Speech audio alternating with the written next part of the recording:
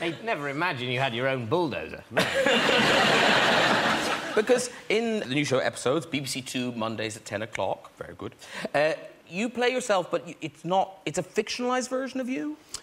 Yeah, it's not a documentary. It's a scripted version of a Matt Le Blanc that's heightened and not literally heightened. I'm the same height. Yes.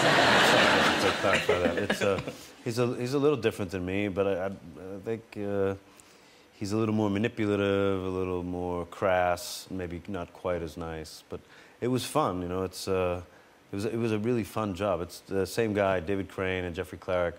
They're the co-creators on Friends, and so the writing is really tight and good. But because they're the co-creators of Friends, and now the writers of this, the Matt Le Blanc that's on the page, who sometimes, as you say, is manipulative, not that nice, do you kind of think, oh, that's how they see me?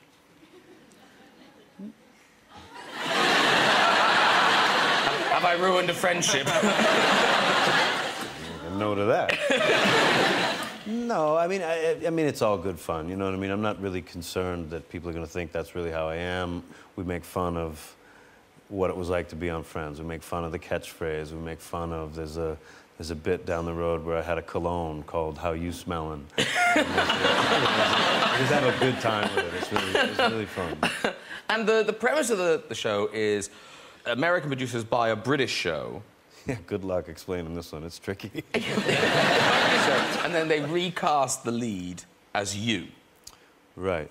Basically, it's a fictitious hit show in the UK that's run and written by a British couple, Stephen Mangan and Tamsin Gregg. I think everybody knows who they are from the Green Wing. And they're convinced by a network president to move to the States and recreate the show there. They're promised the world. They can keep their cast.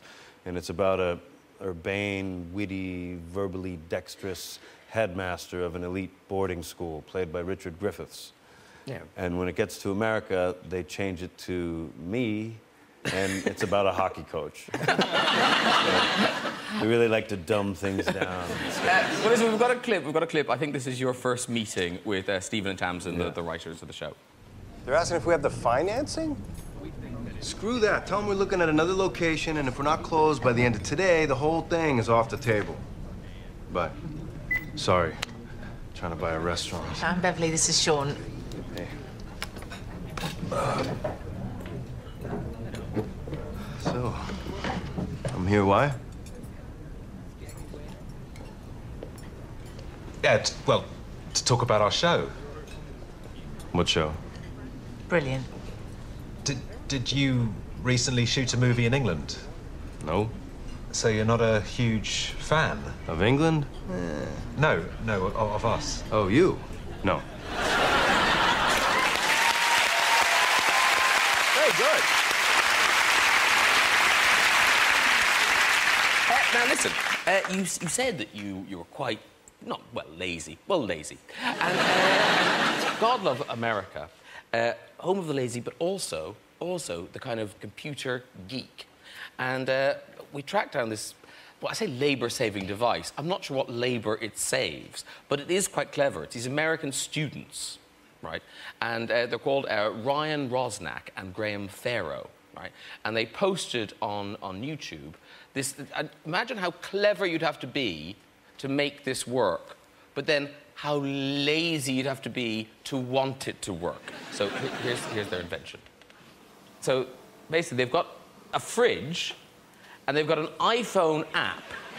So you select what beer you want, it falls out, right? And then he has to direct a little crosshair thing so it fires in the right direction. You've got it. Right. You do think by now he might have crossed the room, opened the door, and got it there. That's all right. So now he's got to press fire. There it goes. So now, basically, there's only one of these in the world, and that's it, right? The one in their university dorm room. Okay. But they've sent it to us. So over there, that is the actual fridge that you just saw. Now, Matt, are you good at catching? I hope so, if you're going to fire a beer. No. It's not firing at you. Do you want to have a go? Hell yeah. OK, you go sit in the chair. You go sit in the chair. Now, yeah. OK, I'll stay here because I've got the iPhone bit. Okay.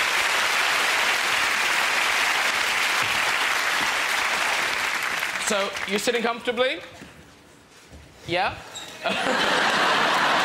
Okay, I can offer you a selection of beers. You can have Bud Light, Lime, or Select. A Bud Select. Okay. Whatever that is. So I hit... Okay, there we go. Now, so I'm scrolling down now. I go to fire. I press fire. There's a little delay.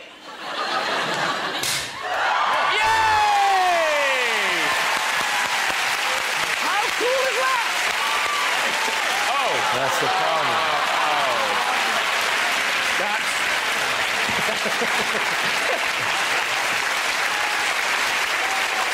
Wipe it on my jacket. Wipe it on my jacket. No, wipe it on me. Wipe it on me.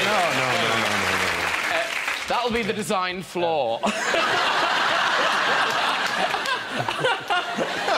Fortunately, they smell all of booze already.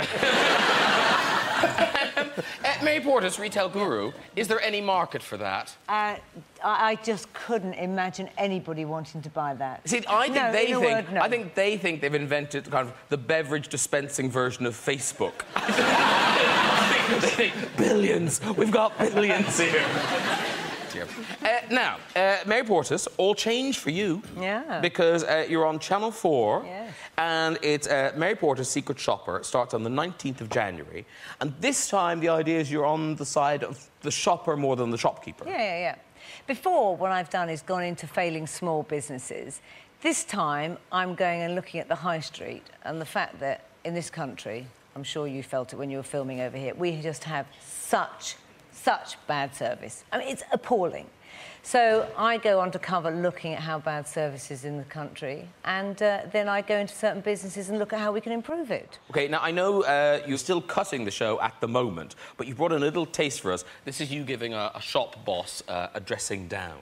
You're not running Marks and Spencer's, Chris. Give me a bloody break. It's not working. It is. It's not working. Well, it's not working. Let's see this. We're making money. I know you're making money. I know you're making. Opening stores. A, you're making money. B, you're successful. C, you're opening stores. Yeah. D, what about the You could customer? take more money. What about the service? What about the way that customer goes out and feels? The service that we give is no worse than anywhere else. Oh, I in agree the with high you. street. That you are no different from the rest of the high street. The rest of the high street Absolutely. is crap. Whoa. No, that's... I like that. No, these are the businesses, I mean, that are making so much money and we just get no service at all. So what was difficult for me is I'm going for the first time on behalf of the customer, but I'm going into businesses that aren't losing money. I'm going into businesses that are making a lot of money. And what are your pet peeves? What are the worst things about service? Oh, I mean, where do you begin? I mean, there's just so much. I mean, the fact there's so many different tribes. The ones who don't speak to you at all. I mean, I went undercover into some of the fast fashion outlets and literally just completely nobody acknowledges you, speaks to you at all. It's so different from the States, I can't even start to tell I think you. I prefer that. Do you? Yeah, you go into a shop and people are talking, how can I help you? I'm going. Can I look around silently and then walk up to a till while you're on your iPod? That's a dream for me. Well, you do get that as well. Yeah. You do get that as well. You get the ones who jump down your throat. You get the ones who are trying to do the hard sell. If you don't buy it now, you know, it's not going to be here. Well, OK, what advice would you give to this shop assistant, right? This is true. I was in a very nice department store and I was looking at a display of shampoos. Nice, friendly shop assistant comes over